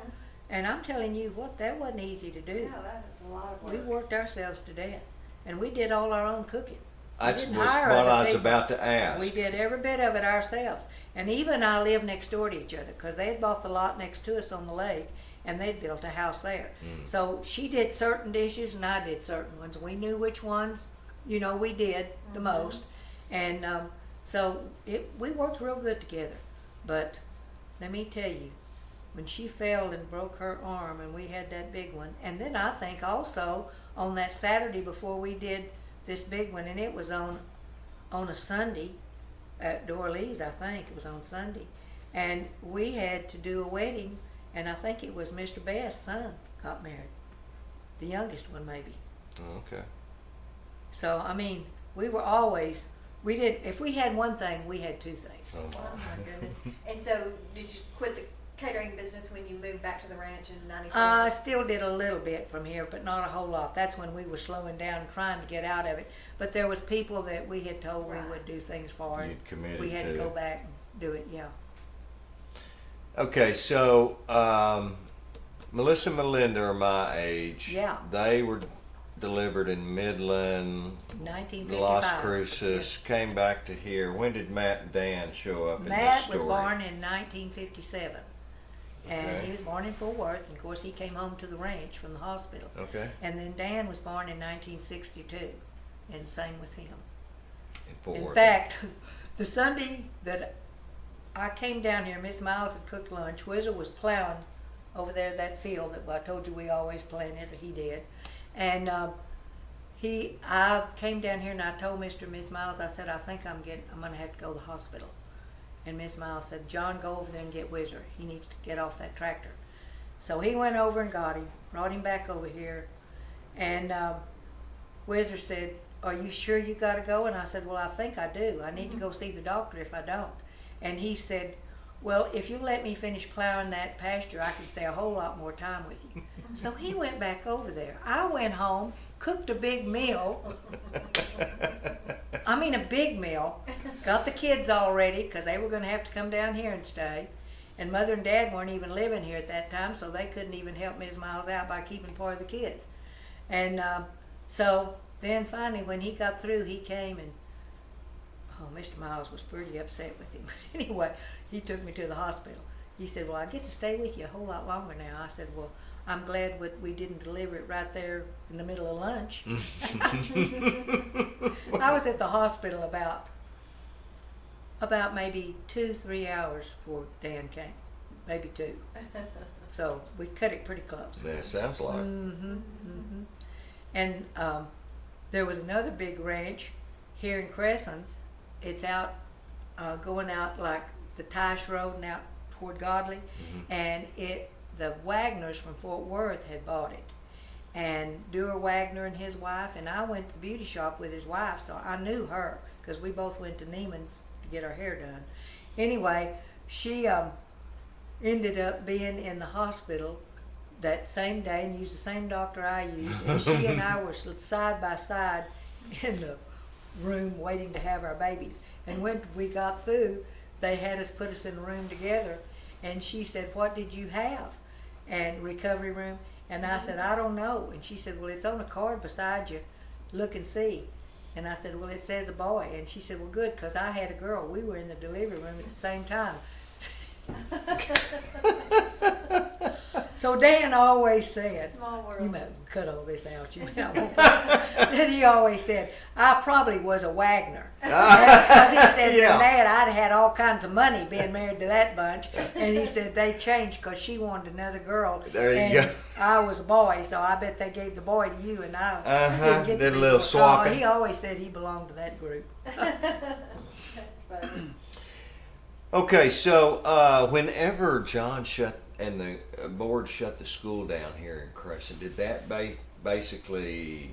I mean, why did they do that? Okay, well, the board was shut down because you have to have so The many. school was shut down. The school, pardon me, was shut down because you have to have so many pupils to get the state to pay for the teachers. Okay. And see, we were already down to 2 anyway. And then one of those, the state wasn't paying anymore. We were, as a community As a here, community. paying for the teacher ourselves. Okay. And so then the kids started dwindling because a lot of the ranchers' kids didn't want to come back to Cresson to live. It didn't have anything to offer. Right. And school-wise and everything. And so they made their homes when they married in Fort Worth or somewhere else, you know. And that's why the numbers dwindled here in Cresson. So that's why they had gotten to the point where we were going to have to pay for both teachers if we kept the school open. And there wasn't Okay. that many pupils there, really. Right. Like maybe 35, 40, you know, from 2 rooms. So anyway, right on the other side of the, look over there on the other side of the. I see. So anyway, that's why they consolidated and went to Granbury. But then after they did that, well, Now, did everybody go to Granbury from here, or yeah, did they just disperse? no, everybody went to Granbury. Okay. Because there wasn't that many lived the godly way and all. They most all lived Right. going to Granbury. And at that point, godly way had a good school. Granbury had good schools. Right. So. Okay. Okay, so then it got to be a big ordeal about the school because since we had consolidated with Granbury years down the road, they thought they owned the school. Well, they didn't. And the school still belonged to the people who donated the land in the first place for it to be built because they donated land. First of all, they donated the land where our Methodist church sits too. Mm-hmm. And Whizzer got the deed and it's on the wall there at the church, and it says first of all they deeded the land up there where our church is to be. They called it a college back then, you know. Mm-hmm. And then they decided to do it and move it to the other side of the highway. So that's when they let it be a church. The churches were being built up there, and they let it be a church land. So then the one at the school was still owned by this family that owned all the land, and the deed, their names were in, and they had donated that land for it.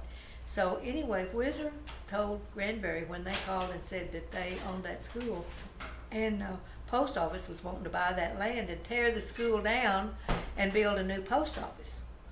Whizzer said, no, they're not tearing that down, and said, y'all don't own it anyway. He said, I'll get in contact with the people that own the land that was given years ago. There'll be some heirs left. How he did it, I don't know, but he did, and he found them. Okay, they talked back and forth quite a bit. And then they told Whizzer, would the community here in Cresson like a community center? And Whizzer said, yeah, I think they would, because they don't have any place to meet and everything, and it'd be good for them. And so he talked to some of them here in the town about it, and they said, yeah, that would be good. We needed it. So they said what they would do is they would give it to the city of Cresson to be used as a community center as long as that's what they used it for. So that's what's in the deed for this part. That's how come they got it. Granbury didn't get the school. And so the city of Cresson still owns that building? As far as they keep it a community center, they have rights for it. Uh-huh. But if they ever cease to use it for that, it goes back to the family again. Oh, okay. But see, it's got a historical Historical marker on everything. it, Yeah, yeah. but they were going to tear it down and build a bigger post office, which is right down there by. Yeah, it's right down Yeah. there by. You still, you go to church here Yeah. in Cresson. At the, what was it, Cresson Methodist Church up here in Okay. town. Is Yeah. there more than one here? Well, there was a Baptist and Church of Christ. The Church of Christ is down there on the corner now, where the fire station has it now, and that's their meeting place. Okay. But the Baptist and Methodist were right up there, just one house in between the two of them. And you're still singing in the choir. Yeah. Uh-huh. Well, good for you. Yeah. Yeah. And Oh. see, that house that's in between them was owned by Huey Long. And Huey Long was from Canada. And he was a big old rodeo guy back before it was ever PRCA. It was the, what would they call it? Well, it had another name. Anyway, it'll come to me in a minute. And he and his wife, he met his wife, she rode broncs, and they met in Madison Square Garden many years ago. And she was a bronc rider and he was a bull rider. So they got married and ended up moving to Cresson. And lived here in Cresson. And he was the one who would help every weekend. He would have Whizzer bring all of the horse club, which the the county agent in Granbury, and they wanted to start a horse program. And they called me and Helen Long and said, would you all organize a horse program for riders and be over it and all, and start it there in Cresson. So that we did, Helen Long and I. And they would practice down at Huey. It'd have them on the weekends, and he'd show them how to do it the right way. Because kids won't listen to their daddy. Right. Wizard tried to tell them, and they wouldn't listen to him. They'd get mad and get off the horse and go to the house, you know. Mhm. And Huey had a son, and he wouldn't listen to his daddy. He did that while we were having the program going on, but in 4-H and everything. So we had the 4-H horse Okay. club is what we had. And then years down the road, after our kids all grew up and everything, well, Melissa took it over, and she ran it all the time that her daughter was in high school, Liz Ann, and had the 4-H horse Okay. club here in this area. So anyway, and Huey worked hard with those kids, and he had some good stories to tell. Too bad he's gone. Well, then don't you know? Real good. Any other civic organization or clubs that you were a part of, or Whizzer? Yeah, I was always in the women's club. Women's in club. Granbury, and I was in the junior women's club first, and I joined in 1957. And then they kept, if you got so old, you're supposed to move up to the old ladies. Well, we never, a bunch of us wouldn't move, but finally we did. And so I'm in it, and I moved up in there like in the 80s. And I am now a life member. I have been in club work for so many years. I'm a life member. All right. And I'm also a member, Whizzer was a big member of the Hood County Sheriff's Posse, but before that, we were of the Parker County, because he grew up in Aledo, Right. and his family was always big in the Parker County. Did he Thing. used to ride in the parade on the horse? Oh, yeah. I was going to say, it seems like I remember Yeah, seeing and him we Whizzer got on the one horse. where he rode it, and he was pulling that little paint pony. You saw one of my grandkids on up there, and he led him all through the parade. Okay. 4th of July parade or rodeo parade or whatever. We've got a picture of it somewhere. But then, I'm also in, I belong to the Cowgirl Museum, and we were in the Cattle Raisers Association. We're in that, South Texas Cattle Raisers. And at one point, the Southwestern Texas Cattle Raisers had a woman's cattle raiser club. And my mother and I were in that, and that was really fun. We had a good time. Because it was all ranch women, that lived on ranches in Weatherford and all here and around. Yeah, There that were was a members whole of that. different slant on ranching, don't you know? And we'd meet about once a month and have lunch and meet in Fort Worth at a lunchroom somewhere. And then we'd have big parties, and we'd been out on the Bonds Ranch and out Saginaw area, Fort Worth and all, because his wife was in it. And we'd have big parties other than those, than them. So we'd have big wild with the men, you know. But let's see, what else have I been a member of? Of course, I was in the PTA and in here in Cresson, and then also in Granbury. And then, I can't think now, but that kept me busy and still is. I was going to say, man, you're busy 24/7. Where do you find the energy? I sleep good at night, so I guess that keeps me going. I don't know. No, I've got a lot going yet this week. Are y'all going to that wine walk? I was going to ask you, are you going to the whiskey and wine event? Yeah, Thursday? because I'm helping put it on. Well, I knew the women's club was Uh-huh. doing it. Uh-huh. I'll see you there. If some- I'm going with a girlfriend. Are you? And some ladies. Okay, good. I No, wanted Bill to be able to go, but I know. it was just for the.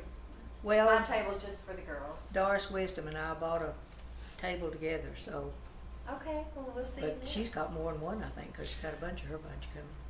Just for the record, and I don't want to go down this rabbit hole because this interview is about you and Whizzer, not your kids, but for documentation purposes, can you tell me the names of your children and tell me where they live, their family makeup, their occupation? They all live that sort right of here thing? on the ranch. Everybody The lives boys here on- never left. Mhm. And Melissa and Melinda are the twin girls, Mhm. and their husbands are, Melissa's is Dub Cornelius, Mm-hmm. and he came from out in the Haltom City area out that way. And Melinda's is Bob Winterbeyer, and he came from Dallas. Melissa met Dub when they were at Texas Tech, and he was in a fraternity, and her in a sorority, and they started dating up there, and that's when they got married. And then Melinda met Bob after she graduated from college. She had one of her sorority sisters' dad worked for a big company, a big printing press company in downtown Dallas, and he got her a job there. Bob was already working there, and that's where they met, so then they got married. But they've always lived this direction. She never did live in Dallas. Sometimes they lived, because Bob's dad and parents lived over there, but they lived maybe in Arlington or somewhere that way, Oh. because he had a job first, still at that place where they met, working there. But then they ended up, they're the ones that moved in the mobile home up here, and they wanted to move out on the ranch again, and so their granddaddy gave them the rights to move that in. And then Whizzer and I bought it years ago after we were living on the lake, because we needed a stopover place, and Whizzer needed an office. Right. And so he made part of that an office, so he could have a place for all his ranch business there, Right. and talk to people and all there. And so we'd have a place to stay too. And then they all built homes here, because Dan married Wendy Durant, and they came right here because they got married. They moved a mobile home in back on some land. Used to be the feed ground for Whizzer, and when Dan told him that was where he wanted to take his 20 acres, Whizzer like to die. He said, I don't know how he thinks he's going to build a house up there. I don't know how he's even going to hardly get up there. So, but the most beautiful place on the ranch. It's too bad I can't take y'all and show you all this, and I can if you had time. But it is gorgeous, and you can see everything where their wow. house is so pretty. And Melinda and Matt and are down here. Their entrances come off on Highway 377. Okay. Matt's not too far, just the other side of here. Okay. He's the first one Wow. coming this way. And then Melinda's on the other side of him. And then, of course, Melissa, she said, I was raised in that house and I want that house. So she lived in that. She wanted Okay. that house back. So How many total great-grandchildren do you have? I have only, Or grandchildren, I have, not great-grandchildren. okay, I have 4 granddaughters. Well, actually, I had 4 granddaughters and 1 grandson. He's the oldest, Brian Cornelius.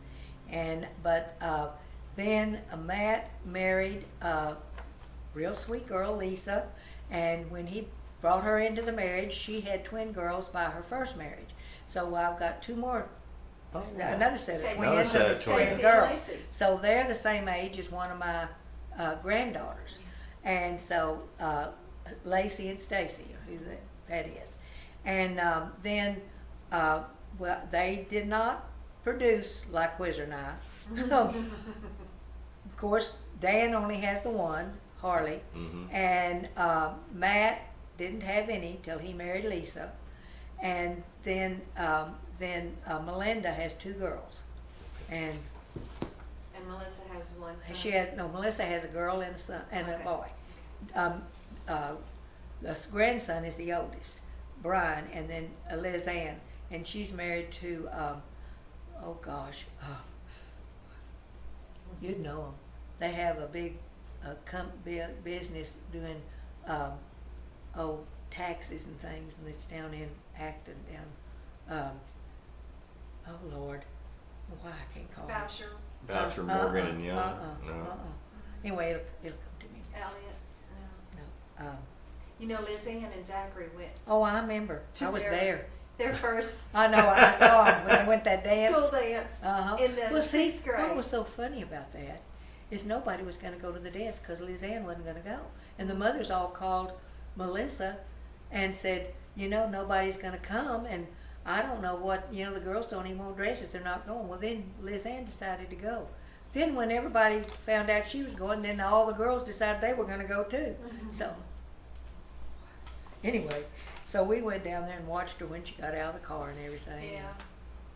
Yep, I know. Let me change the subject to the house here. We're going to wind up here pretty quick. A few questions about the house itself, and then has anybody famous stayed in the house here with you? I don't think nobody No. has. No. Huey Long hadn't stayed in the house? No, he came up here all the time and talked with Whizzer all constantly. He was up here, but no. Or maybe not stayed, visited. Hell, we came and visited. We had a lot of them that come and visit. And Mhm. A lot of big horsemen in this part of the country came and tried to buy horses and came in and visited and would sit out there and try to Jew Whizzer down. But So the house was built in what year? 1916. 1916. By the Fiddler family.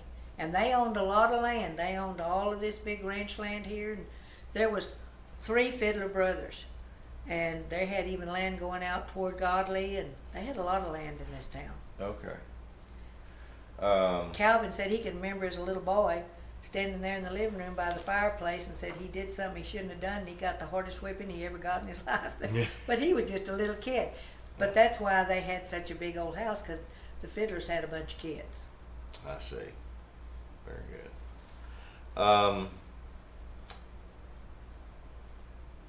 I'm going to change topics again now on you.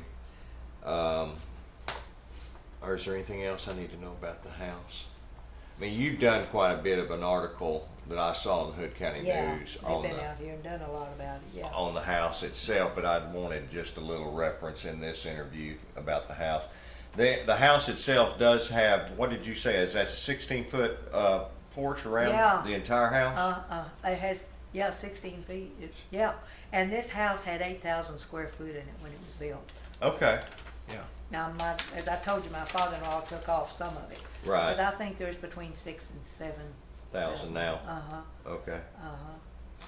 All right, so the remaining questions I have deal specifically with the Renaissance time period that Morris and the History Center Board references. The major milestone events that occurred here in Hood County and Granbury were the De Cordova Dam and the lake coming in, and then the restoration of the Opera House in 1974 and 75. And then See, the restoration. I was on the Opera House board. I was on the very first board Well, they I had. knew I was talking I to was the right secretary. person. I was secretary.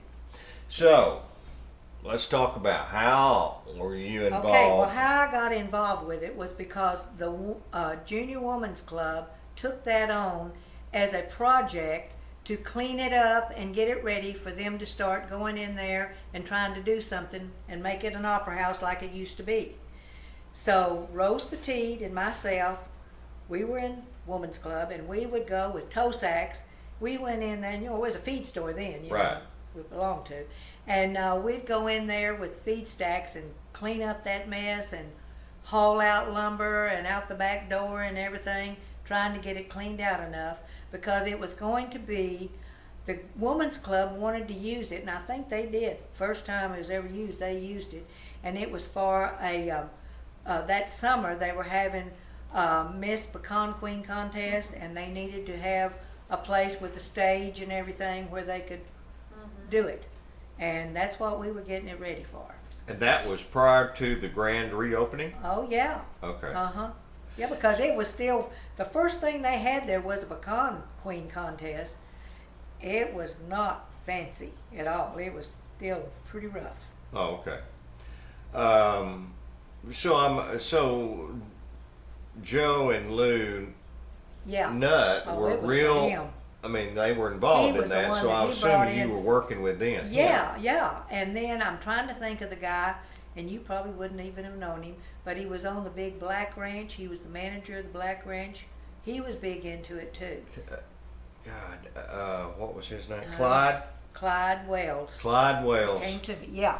And so I worked with him, and he had what it was like Joe Nutt and Clyde Wells and some of the others, and all the Durants, Chevrolet, that Jude had come to the meetings, and Dora Lee, because she, not, was that her name? Langdon? No, not Dora Lee. Not Dora Lee, Jude and Jude, Opal. Opal Lee. She'd come to the meetings too, because they both came to all of them.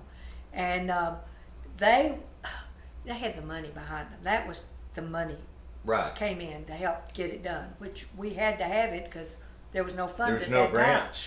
time. And so that we got the grants because the rancher out the highway we were talking about, and Wells, and oh gosh, tell me the other one was. Well, anyway, the one on the black ranch was the one who had the most contact, and he was somehow or another able to tap in and find grants that we could apply for, and we'd get them. And that's where all our money would come from these grants that they would get to start this opera house. I could have swore there is a poster board up there that says Joe got involved in the fundraising and all the money that was raised, and there's in parentheses it says no federal aid. That's exactly. It wasn't federal. It was other kinds of grants. Okay. It wasn't federal aid. Okay. It was grants. Okay. And that's how it got to going. Okay. And I was the secretary, and I gave the books up, but I had gobs of good information in there. But anyway, no, we'd have meetings all the time, and of course, the one who was over it, doing all the shows and everything, she'd always be there. Joanne Miller. Joanne, and she would talk with Joe Nutt, and she would say, "Now, Joe, we can't do this, but we're going to do this. So you got to figure out how we're going to pay for it." And she was the one that pushed Joe Nutt on all the time. She kept him busy, and that's when they used the old hospital as a dorm, Yep. and everything. Yeah, there was a lot of interesting stories came out of all that meetings with that, because there was a lot of interesting things, the people that did things to get it to going the way it is now. Yeah, I was trying to think. There's bound to be unnamed people that were volunteers Well, see, or when helpers. the big people would come back, and I've had my picture made with them, I don't know where they are, but newspapers would come out, but they would have these big wig actors, like cowboy actors and different ones that had come to Granbury and come to the opera Bob house. Cummings. No, but didn't have him. He was at the opera Was he? house. Okay, I didn't see him. Mine were more the Cowboys one. Yeah. But anyway, how we got to go to every performance was because still the Women's Club did all the ushering. And we had to dress in period clothes to do it. Oh, yeah. So we'd get to meet everybody that'd come in up there and Oh, wow. everything. Yeah. Yeah, I bet you met some amazing people then. I did. And it was interesting. It was a lot of fun. I enjoyed that. But I was a lot younger then. I could work a lot harder than I What did. years? You know, was that? when the Opera House came in, we were still living here on the ranch, so it was before '73. Well, the Granbury opening was in '75. So Grand opening, yeah. The grand Uh-huh. reopening. So they would have been working on it '73. So I mean, I can remember. I did never go down and volunteer, but a bunch of like Bob Hill and a bunch of my other classmates, because his mother was Lou in Ann it. Gideon, they all went down Yeah. there and volunteered after school to do work. Oh yeah, Lou Ann did. Lou Ann used to stay at our house all the time because Yeah. she was friends with Melissa and Melinda's. Right. God bless her. And Melissa even lived out in California at the time that Lou Ann was married and living out there, and they'd run around and do things together she did. for a while. They didn't stay out there that long, Melissa and Dub. But, Did you and Whizzer go to the grand reopening of the oh Opera yeah, House? Okay. sure. Yeah. Remember We what were you there wore? No. No, I don't remember. No, we always went, and I still go. I Yeah, still yeah. go to the Opera House. Yeah, Cheryl and And I one do of the too. last times that Whizzer and I went together to the Opera House before he had the stroke, we asked Rose Petite to go with us, and it was on New Year's night. And they had the Rat Pack was entertaining. You would have thought it was the real Rat Pack. Really? Oh, it was so good. Uh-huh. That was really a good performance. I remember that being advertised. Mhm. Well, that was in 18? It was 17 or he had his stroke in 16, Okay. so it would have been probably maybe I don't think it was that year. It might have been 2016, if not the year before 15. Mm-hmm. Did you have any involvement with the lake and the dam and that coming No, in? no, I didn't have any in that. I didn't Really? get into that. Couldn't get your finger in that? Well, if it wasn't if it was something that the Women's Club Club was would have been involved involved in, in. then that's how we'd get so involved in so much stuff because of them being involved in Well, there it. probably wasn't very many other civic organizations No, there to assign Uh-uh. a thing work like that. That would get out and work and do it and have Uh-huh. enough women that would help. Yep, that's right. But I was trying to think there was something else I wanted to tell you.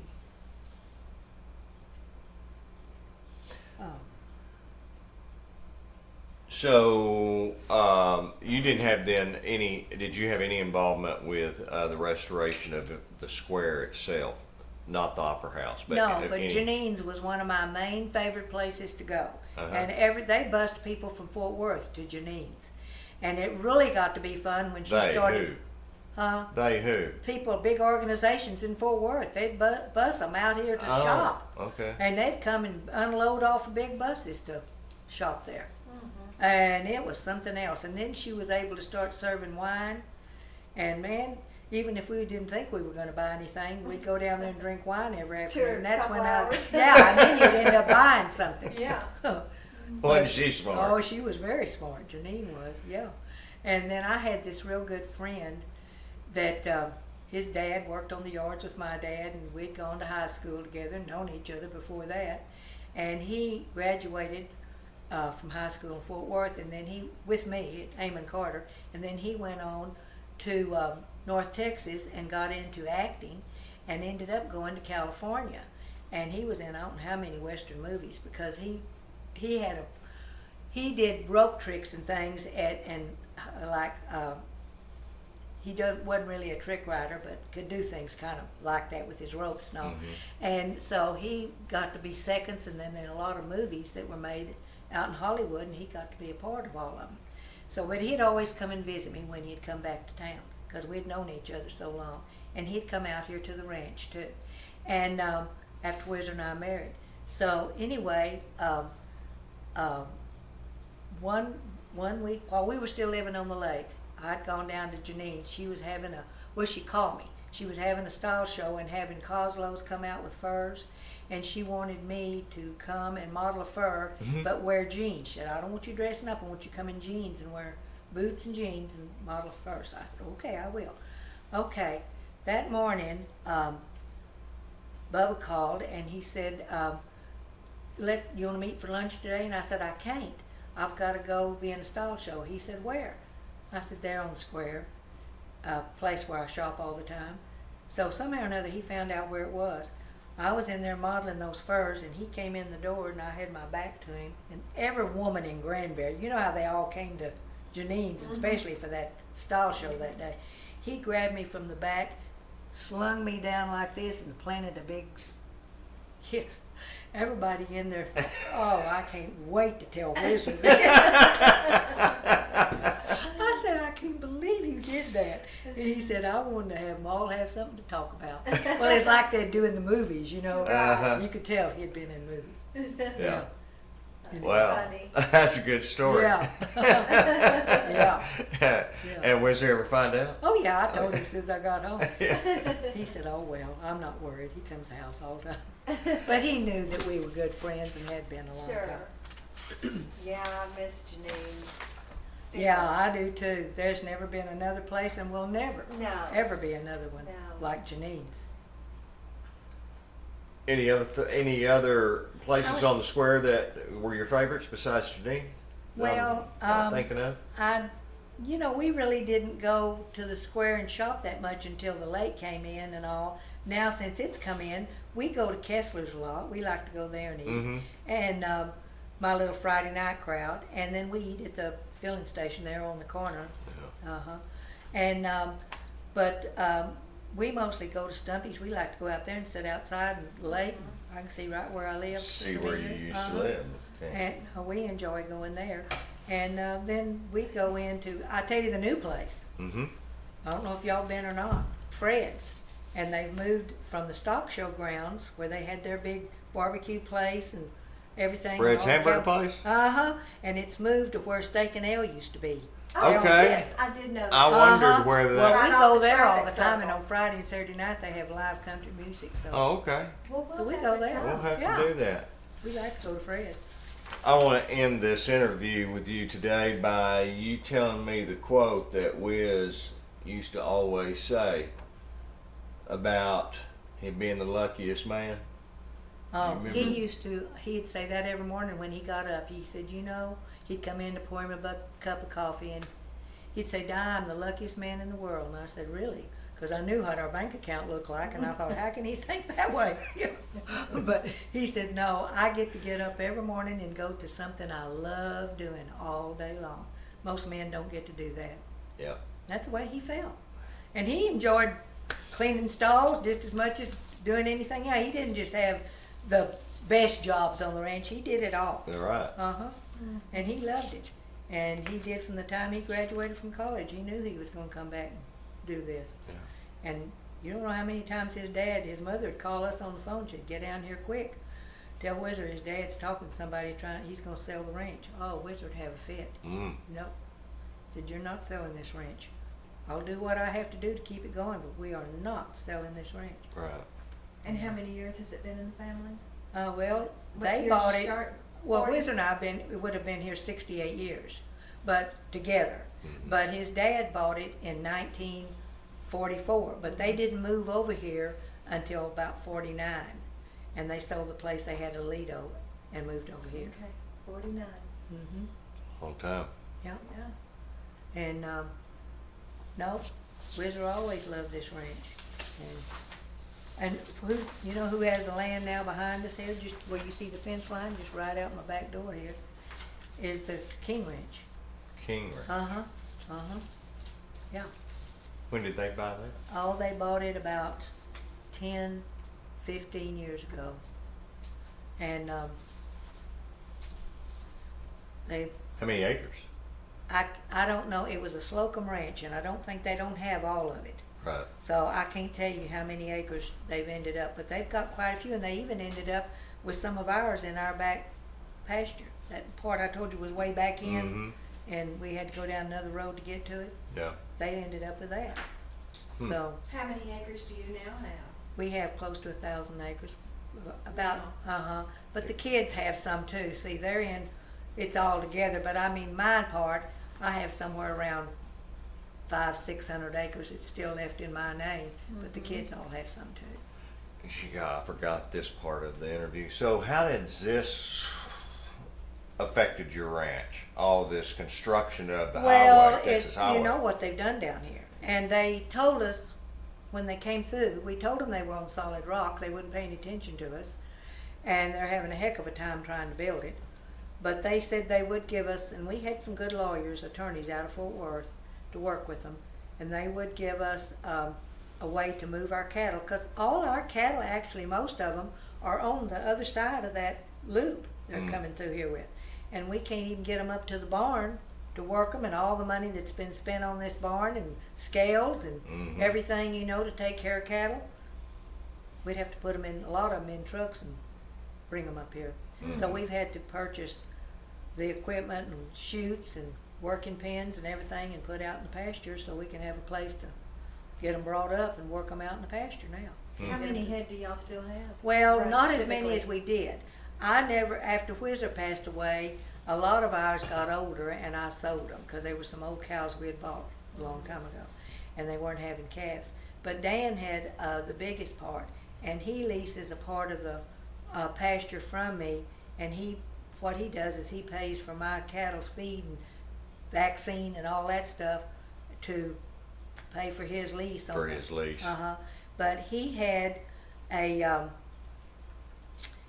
about 130 head of cattle here, and then I had somewhere around between 40 and 50, I think, of mama cows.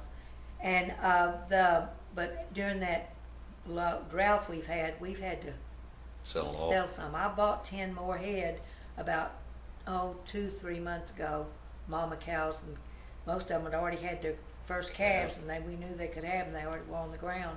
Right. So I added those back. Some of them I had to get away with, and but with no grass, and we were having to buy everything you put in their mouth, you know. And the hay had to be hauled in, and it all had to come from Kansas and up north because there wasn't any down here. Wasn't any down here. Yeah. Mm-hmm. So how much acreage did you lose from the building of the highways? Of the loop? Of the loop. 26 acres. 26 or 28, I can't remember. I think but that was what they took.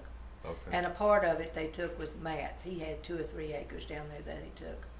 But it's messed him up. If you see, he can't even, the first day that they tried to put up all that cement stuff in those barrels and all, Lisa came out to go somewhere, and when she came out of her entrance, the highway was all stopped up, you know, back. She had a pickup in front of her and one behind her. The one behind her, somebody hit it. It came into her, totaled her car. It could have killed her. Oh my And that God. was the first day. Hmm. It's very dangerous. Yeah. And you can't tell them anything, you know.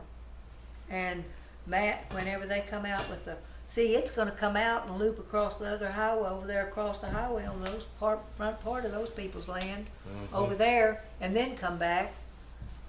He's going to be such a mess trying to get out of his entrance when it all finally gets finished.